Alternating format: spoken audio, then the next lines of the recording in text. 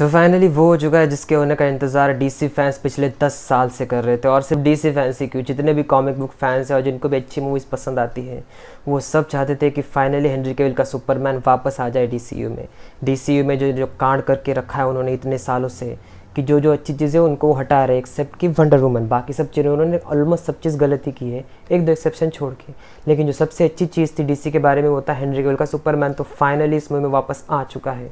और भाई वो उसका जो रिएक्शन था फैंस का, मतलब पूरा थिएटर का जो रिएक्शन था जैसे हेनरी कैविल का सुपरमैन एंट्री लेता है ब्लैक एडम के पोस्ट क्रेडिट सीन में, वो बहुत ज़्यादा देखने लायक था। मतलब एकदम मज़ा आ गया, धन्य हो गए हम, इतना अच्छा था। और जैसे उसकी एंट्री वो धीरे से उतरता है एकदम स्टाइल से, उसके पीछे वो केप, और फिर जैसे वो सामने धीरे धीरे चलता है और उसका जो फिर मुंह पर फ्लैश आता है, लाइट आता है, वो काफ़ी ज़बरदस्त था। और सामने थे हमारे ड्वेन जॉनसन भैया, मतलब कि रॉक, और उनका जो है अब आगे चल के क्लैश होने वाला है और ये देखने में बहुत ज़्यादा इंटरेस्टिंग होगा। पहले क्या होगा, जो रॉक है हमारे ड्वेन जॉनसन, उनका और जो हमारा जो शज़ाम है उनका क्लैश होगा गॉड ऑफ फ्यूरी के बाद शायद मेरे ख्याल से। और उसके बाद शायद वो फिर सुपरमैन का और रॉक का जो है ब्लैक एडम, उनका क्लैश करवाएंगे। तो पोस्ट क्रेडिट सीन में जब रॉक ने बोला कि इस दुनिया में कोई नहीं है जो मेरा मुकाबला कर सकता है, और जो सामने औरत रहती है वो बोलती है कि इस दुनिया से नहीं, हम दूसरी दुनिया से भेजेंगे। और तब जो ऑडियंस का रिएक्शन आ रहा था भाई, बहुत ज़बरदस्त मज़ा आ रहा था।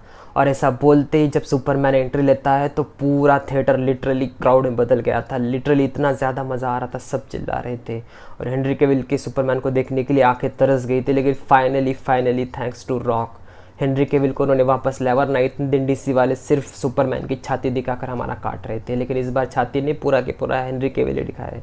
तो ये बहुत अच्छी बात है, मुझे बहुत मज़ा आया चीज़ देखकर। मेरे पीछे कोई था क्या? नहीं, मुझे ऐसा लगा कोई था, क्या पता। मतलब इनका टेलीपोर्टेशन वगैरह सब होता है इनके पास, तो कुछ भी कर सकते हैं। छोड़ो, मुद्दे पर आते हैं। तो डीसी का जो एक्सटेंडेड यूनिवर्स है उसको थोड़ा बहुत पूछ दिया है, थोड़ा बहुत खड़ा किया है। जो भी उसमें अपने हेनरी कैविल के सुपरमैन का और गल गैडोट के वंडर वुमन का बहुत बड़ा योगदान रहा है।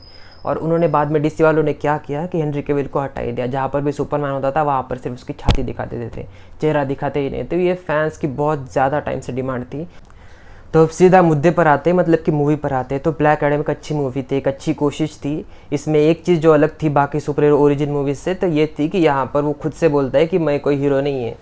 तो ये चीज़ काफ़ी डिफरेंट थी, थोड़ी सी यूनिक थी, थोड़ा सा बैड एस टच देती थी। और जिस तरह से वो मारता है ब्रूटली, हालांकि बहुत ज़्यादा नहीं, उन्होंने PG-13 में ही रखा है मेरे ख्याल से इस चीज़ को, बट फिर भी जो थोड़ी बहुत ब्रूटलिटी दिखाई है वो बाकी चीज़ों से डिफर थी, मतलब बाकी सुपर मूवीज से अलग थी। तो ये चीज़ मुझे पर्सनली पसंद आई। जहाँ पर उसको चांस मिलता है वहाँ पर वो करेगा, वहाँ पर वो कांड ज़रूर करेगा। तो ये चीज़ उसको डिफरेंट बनाती है। और वो चीज़ फील हुई है, रॉक का जो प्रेजेंस था, स्क्रीन प्रेजेंस था, जो उनका बॉडी है इतना ज़बरदस्त, और उनका बॉडी लैंग्वेज भी है, उस सब पर वो परफेक्ट जा रहा था। और बेसिकली उन्होंने पूरी मूवी को अपने शोल्डर पे कैरी फॉरवर्ड किया है। आप मूवी को एंजॉय तो ज़रूर करोगे, इसमें कोई डाउट नहीं है। रॉक का जो परफॉर्मेंस है बहुत ज़बरदस्त था, और कुछ चीज़ें बहुत अच्छी थी, जैसे कि डॉक्टर फेट था, जो कि डॉक्टर स्ट्रेंज को, इसको देखकर डॉक्टर स्ट्रेंज को बनाया गया था। लेकिन डॉक्टर स्ट्रेंज पहले पर्दे पर आ गया, इसलिए वो मेरा फेवरेट है। मेरा खुद का फेवरेट है, आपका फेवरेट होगा। लेकिन हाँ, डॉक्टर फेट जो है एक्चुअल में डॉक्टर स्ट्रेंज ज़्यादा पावरफुल है कॉमिक्स में, और वो पहले इन्वेंट हुआ था। तो फिर ये बात भी है। मैंने डीसी की सारी मूवीज थिएटर में नहीं देखी, लेकिन जितनी भी देखी थी वहाँ पर ठीक ठाक ओके भीड़ रहती थी। लेकिन ये जो मूवी रहेगी ब्लैक एडम, ये उसके लिए एक्सेप्शन थी, क्योंकि मैं फर्स्ट शो गया था, फिर भी 50% से ज़्यादा ऑक्यूपेंसी थी, जो कि अच्छी बात है। मतलब देख रहे हो रॉक के कितने फैंस हैं इंडिया में, और ये रॉक के बिना ये चीज़ शायद ही होती डीसी के लिए। वो भी मूवी में एक सीन था जब शज़ाम बोल के जब अपने सारे जो पावर्स है वो ब्लैक एडम त्याग देता है और उसको बंद कर देते हैं कि वापस से शज़ाम कभी बोल ना पाए। लेकिन जब डॉक्टर फेट को समझ आता है कि जो विलन पैदा हो चुका है उसको सिर्फ हरा सकता है अपना ब्लैक एडम, तब वो उसको रिहा कर देते हैं वहाँ से। और तब वो बेहोश वगैरह कुछ तो होता है, और जैसे ही वो शज़ाम बोलता है और उसके अंदर पावर आ जाती है, वो सीन बहुत ज़्यादा बैडस लगा मुझे। मूवी में कुछ फ्लॉज है, और फ्लॉ बताने की ज़रूरत इसलिए है क्योंकि इसका जो विलन है वो एक फ्लॉ है, क्योंकि उन्होंने विलन को अच्छे से दिखाया नहीं। क्योंकि वो पैदा ही होता है मूवी के कुछ मिनट्स पहले ख़त्म होने के, और फिर उसको वो 2 भाग में ऐसा चीर के पूरा ख़त्म कर देता है। तो इसलिए विलन इतना पावरफुल नहीं था। और एक कहावत होती है, अगर विलन जितना पावरफुल हो उतना ही हीरो ज़्यादा मतलब बड़ा होता है, लेकिन इसका विलन उतना पावरफुल नहीं था। तो इस चीज़ें में थोड़ा सा मार खा जाती है। लेकिन हमको ही पता है कि ये विलन इनको ऐसा ही दिखाने वाले थे, भले ही कॉमिक्स में ज़्यादा स्ट्रांग हो, क्योंकि इनको मूवीज़ में शज़ाम के खिलाफ खड़ा करना है, ब्लैक एडम को सुपरमैन के खिलाफ खड़ा करना है।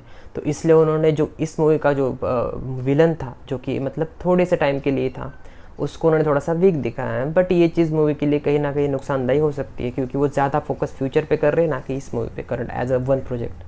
तो जाइए मूवी को एंजॉय कीजिए। अगर आपको रॉक पसंद है तो आपको डेफिनेटली देखनी चाहिए। अगर आपको सुपर हीरो की मूवीज़ पसंद है तो भी आपको देखनी चाहिए।